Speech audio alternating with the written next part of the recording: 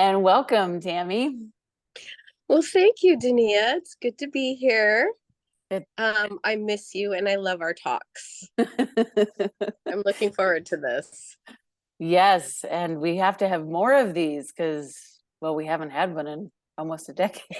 It's good for the soul to catch up with an old friend. Yes, yes, it is. I totally agree with that. So we're going to start today with just a silly little icebreaker. Okay. That sounds Excuse me. fun. If you could be any animal, what would you be and why? Oh, well, I spend a lot of time trying to make friends with the crows in my neighborhood. And I think they're wonderful and fascinating and funny. And so I would be a crow. And with the why, gosh, I'd read books about crows. I am seriously into them. And they are highly intelligent. They can solve problems. And they have a lot of history with native peoples here, um, forging really deep um, partnerships. Call it a partnership with the native peoples. And I just think it's wonderful hearing all the stories and learning all about that. And, part of us in our society today, part of our kind of losing is we've lost the relationships that we have with our native, just our native animals right where we live, everywhere that we see every day. You can learn so much reading and studying about how the native peoples manage those relationships and what they learned and the gifts that were given to both. So that's it. I love that opening. Oh my gosh, what a perfect question to start us off today. Because it's true. We do cohabitate this planet, and really, they were kind of here long before we were. Mm-hmm. And so I love that. Specifically, I forget up there in Mukilteo, what are the native tribes that have basically pioneered that area? Yeah, the Mukilteo people. The word Mukilteo means meeting place, and Hmm. behind me there are islands, and this was the area that all of the tribes from the islands would come and have their gatherings. Wow, that's really special. That's Yeah, a and they would really call. Yeah, it was fascinating, and they get together on the beach down in town, and they would call to the whales, and they would show up. Yeah, Mm. tingly, tingly. Yes, I just got all tingly. Oh man, that just means I'm gonna have to come visit you. Darn it. I've got my guest room all prepped for you. Yay. All right.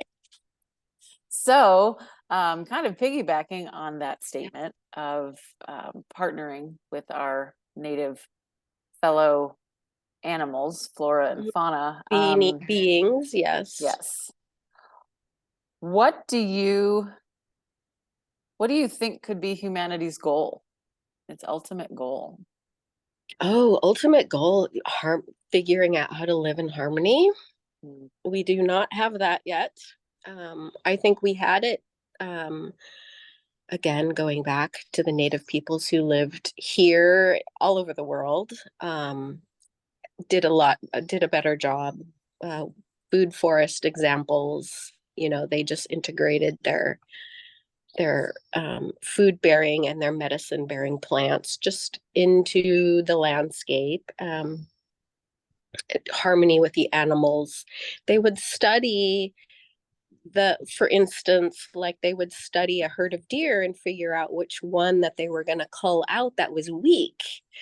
How we hunt now, hunters will go out and they'll hunt the biggest animal and they'll take those genes out of the gene pool, and that's not good for the herd. That's one example. And the Native Americans were very um were very good at figuring out how they can actually help make their brothers better and stronger. So they they took these animals, they gave gratitude for their brother's sacrifice to their tribe, and they took the animals, they called the weaker animals out, and which benefited the herd.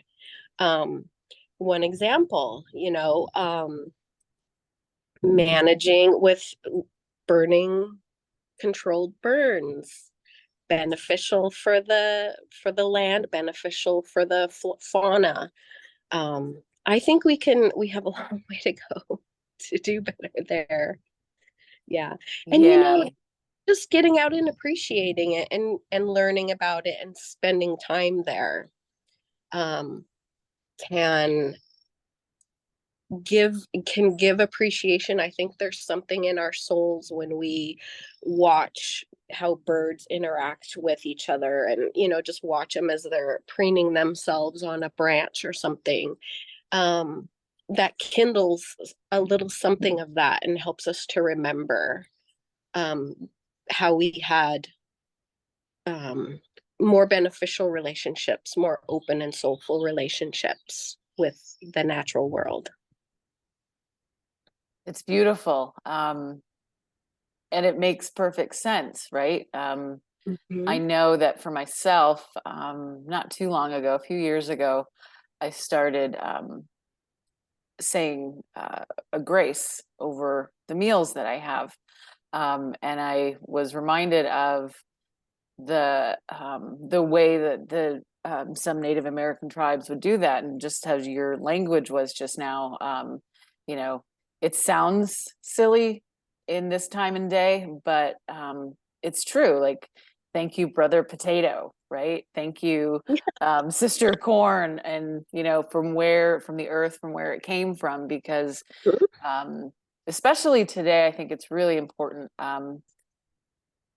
Because of the mass production of the food, hopefully most of my listeners are doing their due diligence and shopping at farmers markets and growing their own food if they can. But even still, it's important to give a blessing over the food to before you consume it, right? Because the energetics of the food Love that. you is part of the food itself and will become part of you. Mm-hmm. um, because there's been so many times, we go out to restaurants and you have no idea what's happening back there in the kitchen or where they even got their food. So the procurement of the food to get to that place, the person in the kitchen could just be having a really crappy day, and all of that energy goes into your food, and then without even thinking about it, you're ingesting all that. So it's I think I would be kicked out of a lot of restaurants if I brought my sage stick, right? And kind of saged my food before I ate it. But I say a little blessing One like day I hope they will just have it going. I I want will that find a cafe. restaurant where that happens. But even I then, want that cafe for us. mhm. Yeah. um, and so And just to go ahead. preparing our bodies energetically for taking the food in, saying grace, and giving our own energy system that um, setup, and energetic alignment of taking that into us. Yeah, Yeah, I love yeah. that.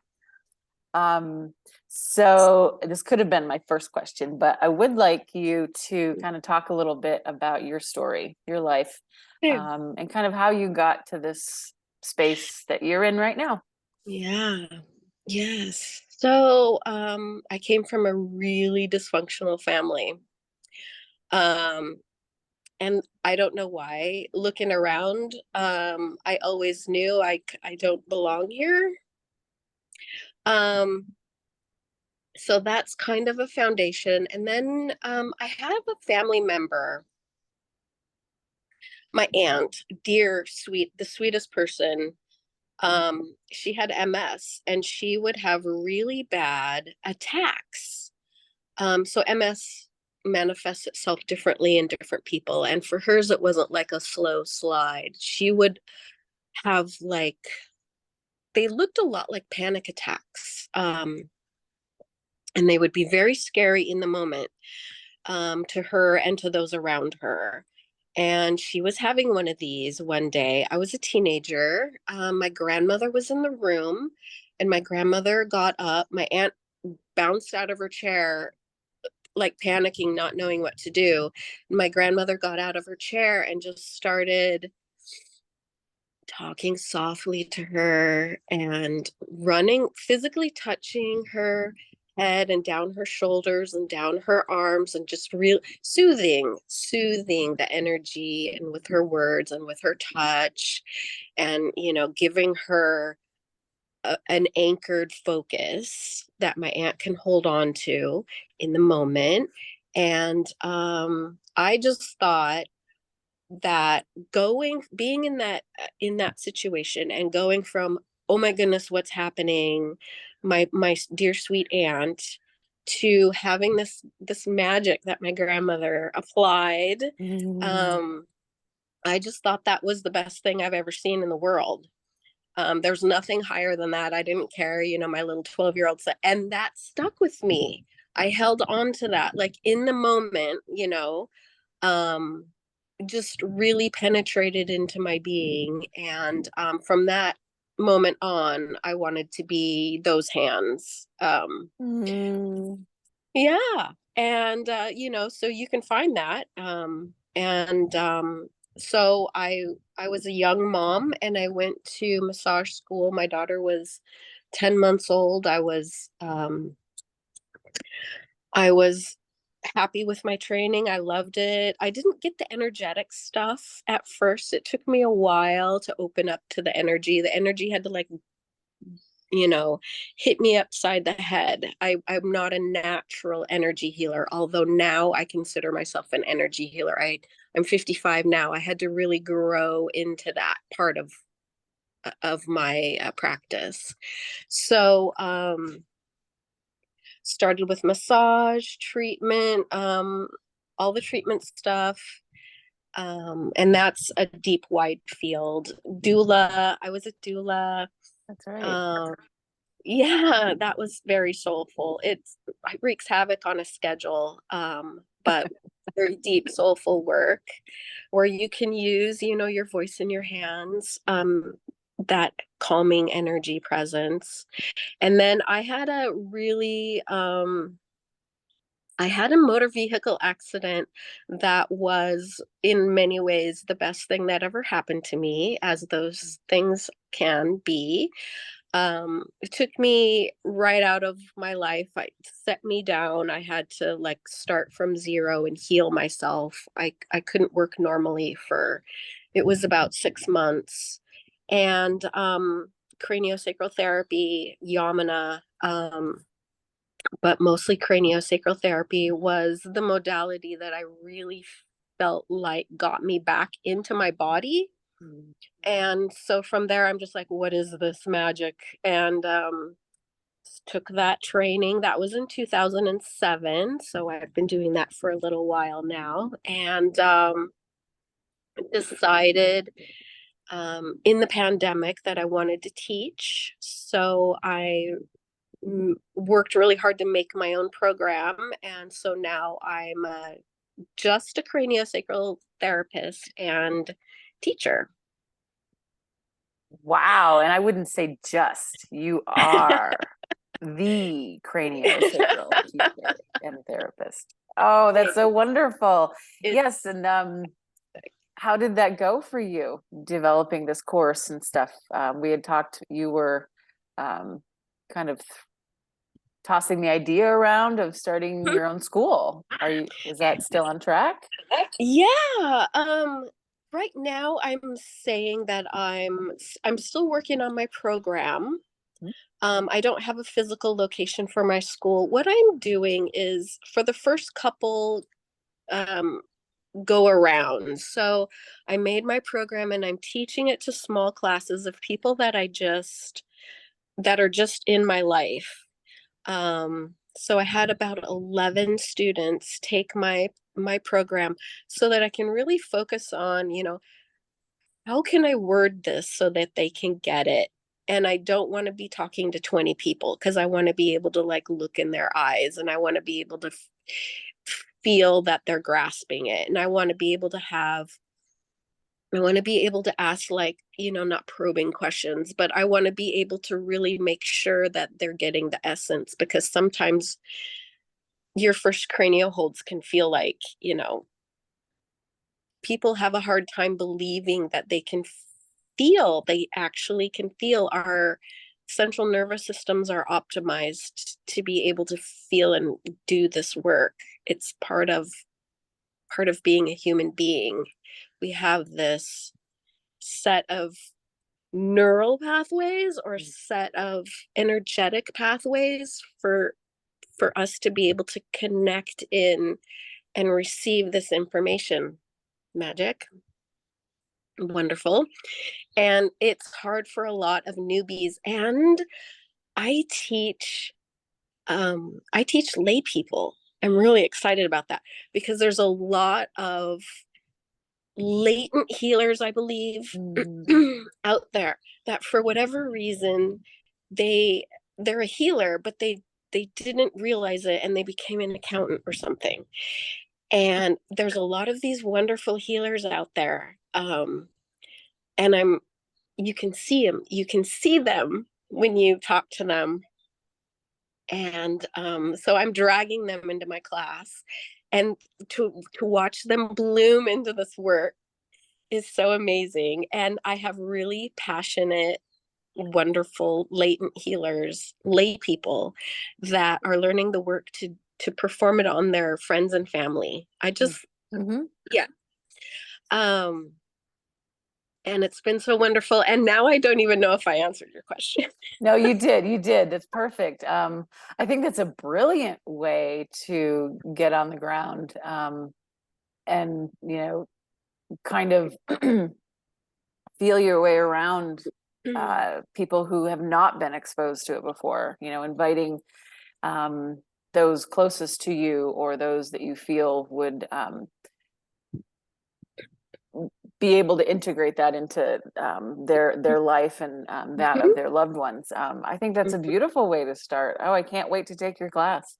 Yeah, and you're a wonderful example of a latent healer. Yeah, it's for the and even not even still. I think I was just talking with someone yesterday, and it was like they were, calling me. I don't know. It used to feel very strange and kind of a little too obnoxious to consider or even say out loud that I am in the healing arts, that I am a healer. But I think over the course of definitely the last year of my life, and in changing my name, purposely choosing my last name now, Anastasia, she's the patron saint of healers. Yeah. And I chose her when I was 16. Wow. Yeah. For my Catholic confirmation. I love the name. Something about words and names, when they really resonate with me, I have to learn everything I can about them. I feel the same way about the word Ayurveda. I feel the same about the word resonance and coherence and like these amazing words. And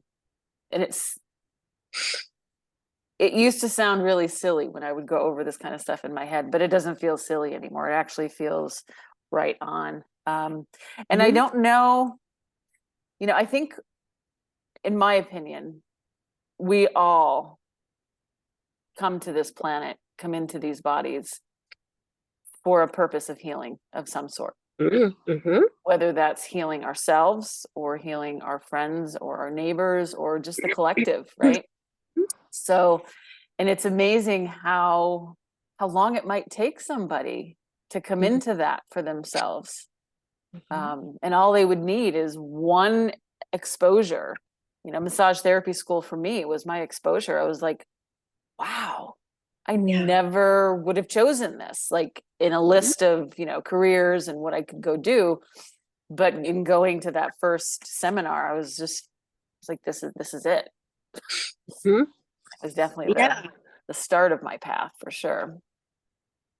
Healing is a hero's journey, and you get to be the hero of your own story, figuring out how to reconnect with your body, and figuring out how to make the changes in your life to allow healing to happen. And I think a lot of times it is allowing.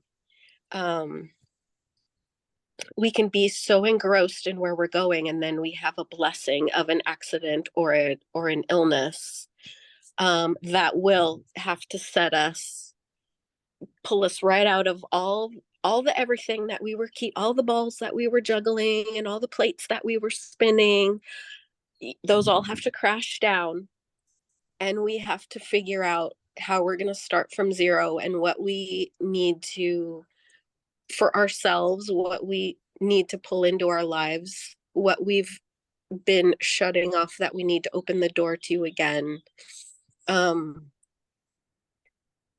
all the silver linings, all the blessings that come from that. um your own hero's journey. Yeah. And being able to Sherpa someone through their own practice a little bit sometimes, and being able to witness people. It's the greatest. I have the best job in the world. I look forward to Monday mornings. I get to sit in a meditative state, and um, my clients get to take space for themselves out of their day and come and be held, and just only funny word, the singular moment of dropping into your body as it's doing what it's doing Mm. is wonderfully transforming, very transforming. And being able to witness that those heroes, my heroes, come in, to do that for themselves and their families, and their communities is wonderful. Feel like I'm in a session with you already. Um, well, yeah, and it's just a whole lot of remembering, right? It's remembering the power that we have, the innate ability of ourselves to drop into our own bodies and view it from like a bird's eye view, the crow's eye view, right, Yeah. of what's happening in this human form. And I remember one of the first times I ever brought that modality into the treatment room. I had, of course, taken a class, so I was practicing on people, but when it really hit me, I just met this woman, and she was actually visiting from out of town, so I didn't really know a whole lot about her. And when I start most of my sessions anyway with the hold, and I sat there with her, and within 2 or 3 minutes, you could feel the release, and she just had a huge emotional reaction, response to it. She cried for almost an hour, and that's all she wanted me to do. I went to adjust myself, and she's like, "Oh, please don't stop." And we just sat there for almost an hour while she said, she's like, "I know you didn't do anything." She's like, "But that was probably the best experience I've ever had." And Yeah. that was really, really powerful. I love that story. I love that. Yeah. And to give people the opportunity to do that for themselves. Oh, Mm-hmm. We always have to be on. There's so much, how our social media has, what it's become there's a lot of ego and the masks that we have to wear takes a lot of our energy. It's not a natural space for us to be in with each other, I don't think.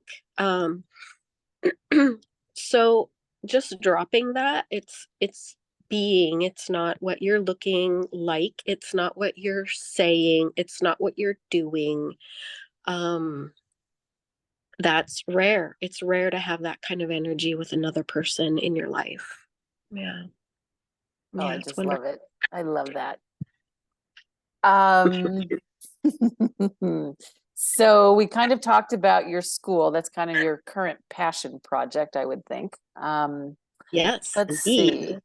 Um, how do you, Miss Tammy, cultivate joy, ease, and love daily? Yes. Work is wonderful. Family is wonderful. I have my grandson here um with me this week, and he's amazing. If you ever want to open your heart and discover new levels of love, hang out with a kid for a little bit. My goodness.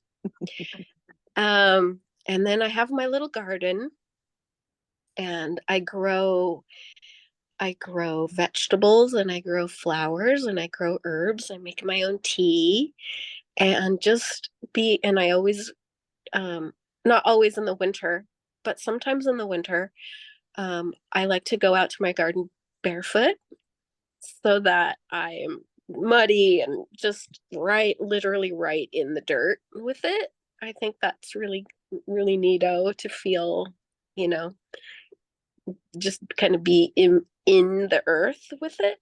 Mm. Those activities.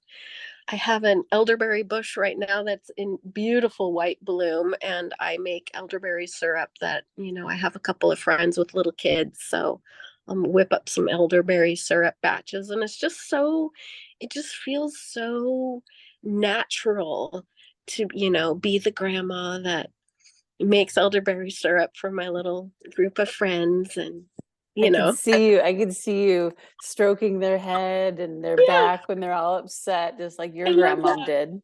I love that. Oh, And I have a little nest in my house in the corner of the couch, and all, with blankies and big windows, and I read voraciously. So I'm reading my books with my Pacific Northwest life. So I'm reading my books with my coffee in my little sunny corner, on the rainy days, so many that we get here. Um, and that's just so soul satisfying. My life is good. Life is good, and it doesn't have to, and I don't have to live in a mansion, and my surroundings are beautiful, but I've lived in little tiny houses.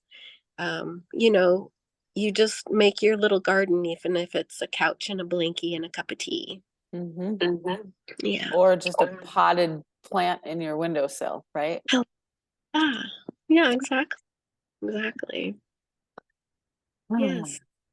Let's see here.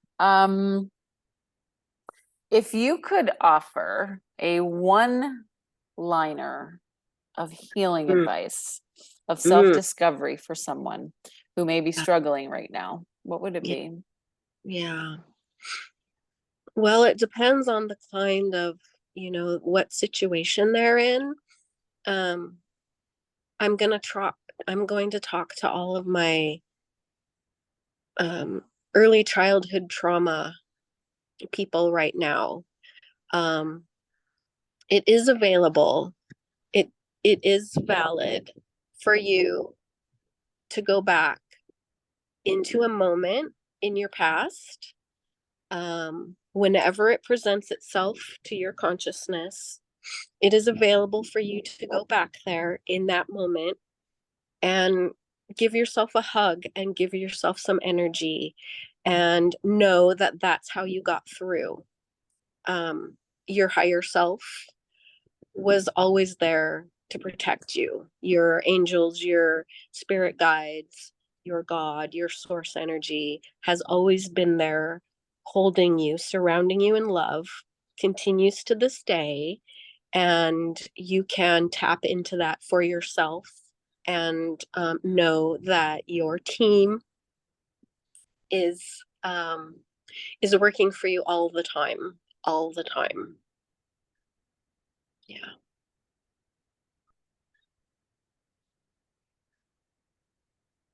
I love, love that answer.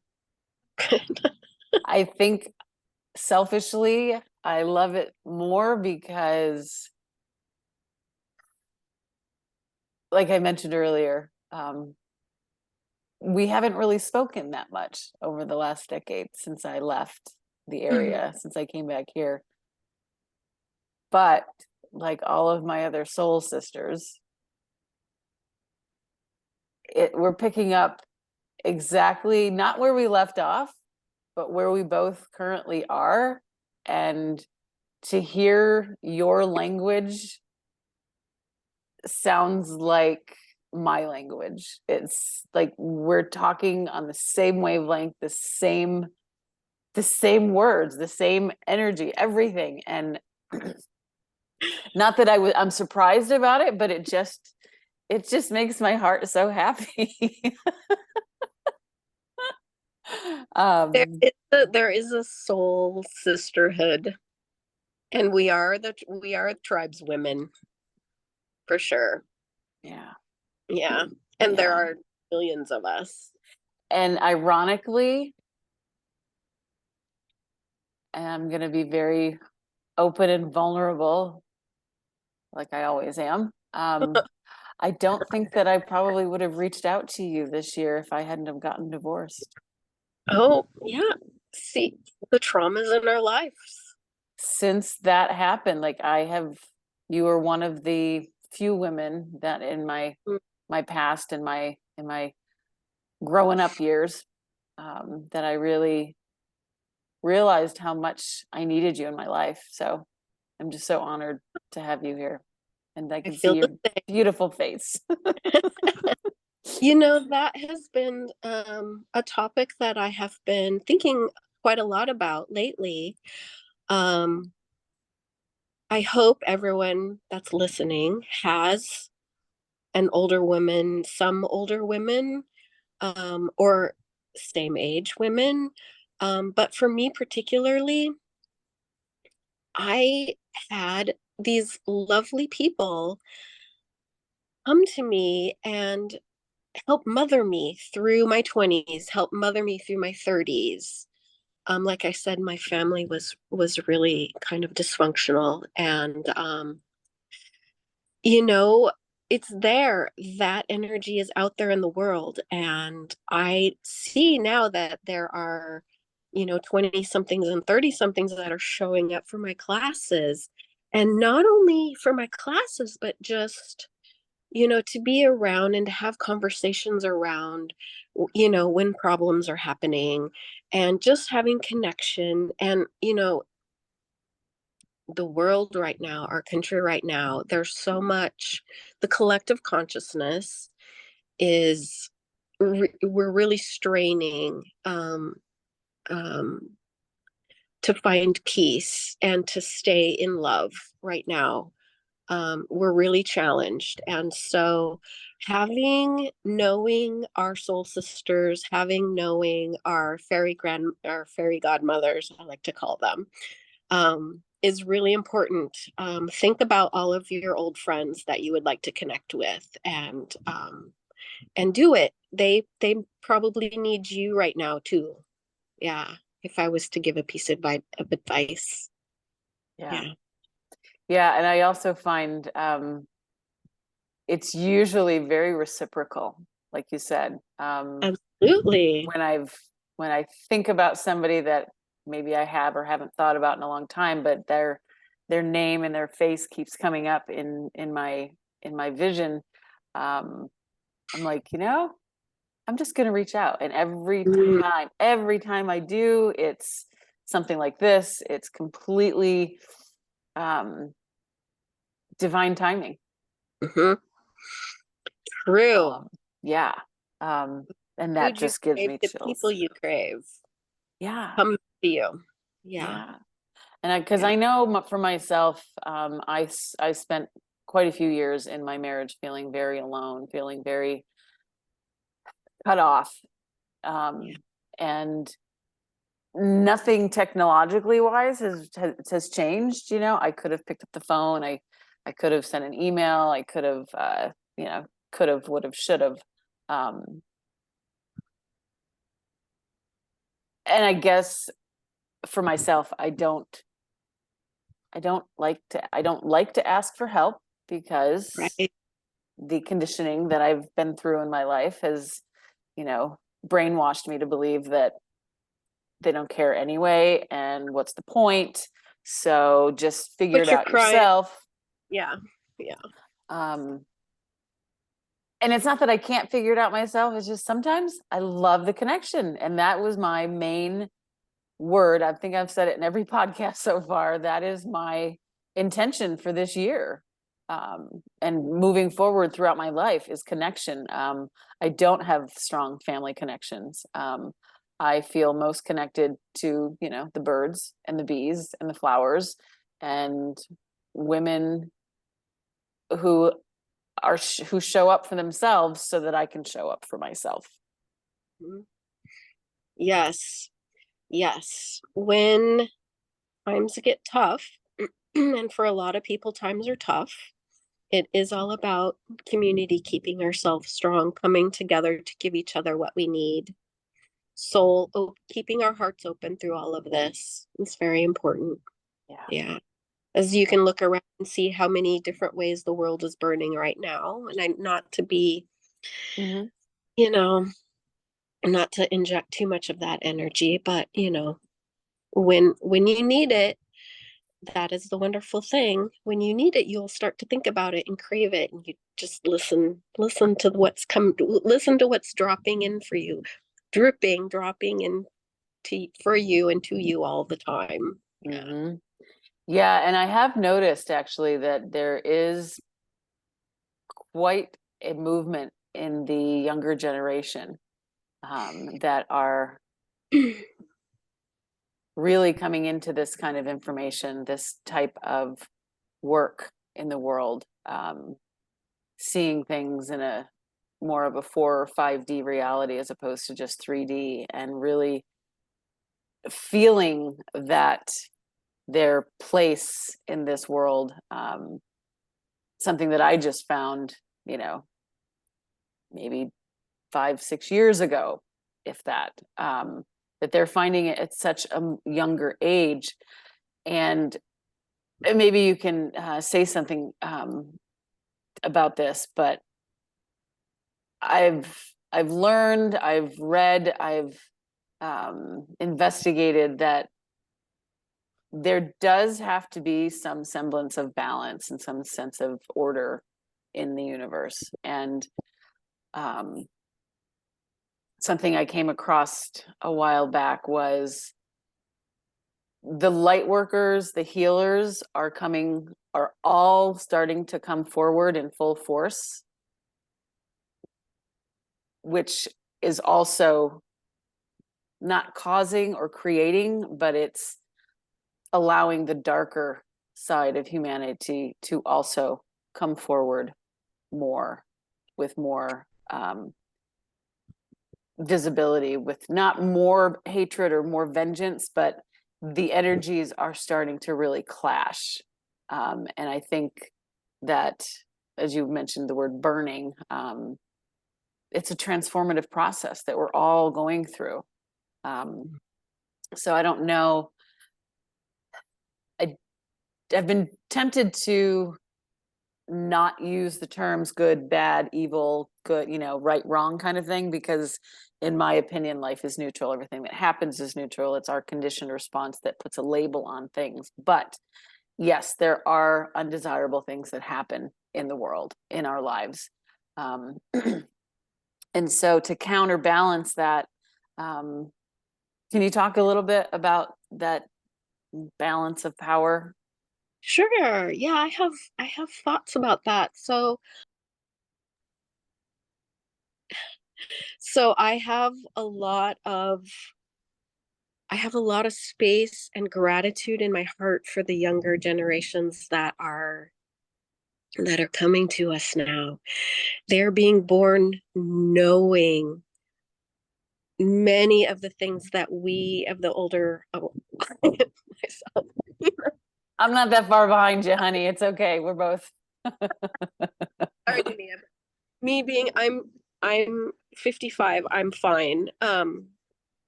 Putting, clarifying where I'm at in the scheme of things with the generations. I had to work really hard to learn the lessons that I've learned. And it feels like the younger generation, they just come in and they are already blooming with it. They are leading us, they are teaching us.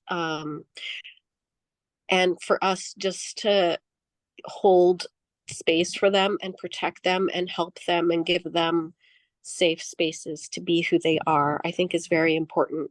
And I do believe that veils have been lifted between the energies. There's more blatant, unabashed behavior, words, and deeds now, than there has been, in our culture, in our country at least. I'm pretty aware that I know in other areas of the world things are, you know things are different in other places, but we're here in our country and we're seeing the polarization and blatant, it's it's more obvious. You don't have to look for it, it's in your face. And I think social media has done a lot of that, and the news. And um it's wonderful that we've been able to have conversations, but I'm and people have been able to learn a lot and be exposed to other opinions and be able to figure out where they want to stand and who they want to be in relation to all the issues that you can get down in the mud and wrestle around with. And that spurned a lot of growth, and I think it's wonderful. And it's just remains to be seen. I think we're building towards, it feels like we're a bow drawn back. We're heading, Mm. there's so much energy head to head pushing, building. um it's maybe a kind of a test to see how people ultimately decide how they want to be here. um Maybe that's what all the energy is for, because I think that there are a lot of us who haven't really decided. They want to stay in their lives and do what they do, and not really take it seriously what we do here. This arena that we've come to, that's a little bit make believe. um because our soul selves are very clear, and we would never engage in any of these shenanigans, I think. Well, I know, but we come here to learn lessons, and I think we're helping even the souls who are maybe behaving negatively. We're here to like maybe help them, force them to make a decision ultimately, and to maybe see a little bit more clearly. That's Yeah, my hope. it is my hope And too. yeah, and I think with the younger generation, again, circling back to it, I have a lot of faith in the future within them. I have a lot of faith in them, because again, I believe that they do come here already being advanced. I think the younger generations are, um, little tiny beautiful advanced souls coming in to help us figure things out a little bit. Yeah. Yeah. It's a beautiful life, right? It can be if you see it that way. Yeah. Mm. It's a banquet table, and you've got it, and it stretches to infinity, and it's got all the dishes on it, and they're labeled. And you've got a plate, and you've got a big spoon, and you get to choose what you put on that plate, how you want to load it up. Yes, yes, you do. And if you're lucky, you have a second breakfast spoon. I have to throw that out there because I was at an art walk this last weekend with a friend of mine, and this beautiful woman, she makes like these little wooden spoons. They're about 2 or 3 inches Oh, long, and they have these little beautifully intricate designs at the top of it, and she calls them the second breakfast spoon. oh, that is so lovely. So of course I had to buy one. I love all the artists out there, man. I just have appreciation for all the artists painting flowers on everything. You go, That's you right. go, and you go, and you go. Do all of that. We need you. Yes. Love you. Okay, let me see here. What have we got? So do you use throughout your day, whether you're with people or not, or in your meditation, do you have a daily mantra that you frequently come back to, or some centering prayer or phrase that you use? Oh, um, when things are challenging, my mantra is, who do I want to be in this moment? Oh, good one. Who do I want to be in this moment? Do I want do I want to be the person who just completely loses their shit? Usually the answer is no. Um, and sometimes I want to be the one that makes the light, you know, the make a samurai humor. Um, so I use that. I find myself using that one quite a lot. Um, and another one that I've been using for myself lately is just breathe. I like just breathe. Um, when I find myself having moments of wonder, just breathe. That I think that pulls it deeper into my system. Mm, When it's good and when it's, challenging, just breathe. Um,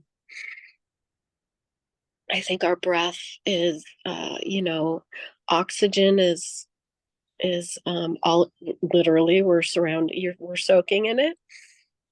That dates me. That was a commercial, if you remember that. Um, palm olive. Yes. right? Um, you're soaking in it. You're So soaking in it.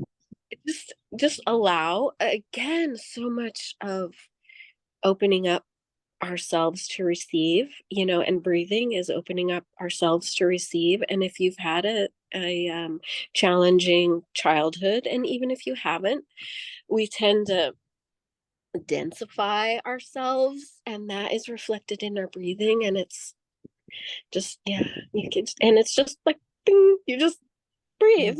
Mm-hmm. Mm-hmm. Yes. Yes. So, yeah. Let me see here. What we're gonna finish up with.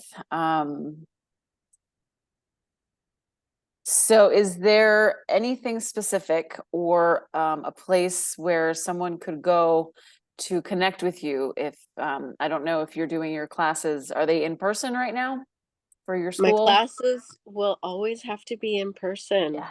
Yeah. Yeah, light touch therapy. But I love talking about my work. Uh-huh. You can get a hold of me by phone. You can text. Should I give my number? I would love Yeah, to hear from people. you can, or I can just write it in the bio at the end of it, when it's all written Okay, up. put it in You're my more than bio. okay. Okay. Yeah, I would love to have some random person from anywhere contact me because they just want to know more about craniosacral therapy, Yeah. even if they're not in my area, even if they have no, plans or no what way or means to travel and take my classes. It doesn't have to be about that. I love talking about my work. I Yeah. love that too. And as Hmm. I'm just fascinated by your backdrop, and the um the space that you have cultivated there, it could be a really beautiful vacation for somebody, a really great business trip to come out and learn from you and spend some time in that God beautiful Pacific Northwest up there. It's gorgeous here. We're all green. We're all green. We're We all all have a little clean. mold. We got a little bit. That's green too, baby. Yep, yep, yep. The lichen.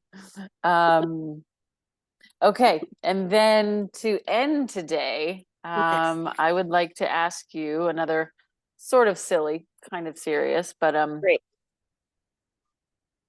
if you were to write one, what would be the title of your memoir? Oh. Probably WTF.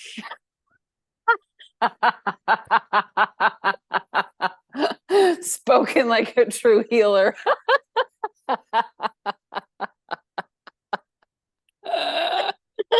What was that? That would be the Uh-huh. Wait, what? You want me to what? Oh, such a joy to talk with you, Tammy. I will have you back for sure. Oh, Maybe we good. can do another episode just about specifics on the craniosacral, and we can really Yeah. get into the That, nitty-gritty on that. like a little mini like lecture. Yeah, absolutely. Oh my God. Absolutely. Why not? Because Yeah, this, technology's here. Let's use it, basically. baby. Yeah. More all. More. All. Yes. Okay. Well, thank you so much. And I will bid you a beautiful, rainy Pacific Northwest day, because that's what we're having here too. I just love you to pieces, Dinia. Thank you very much. Thank you, Tammy. Okay. Bye, hun. Bye.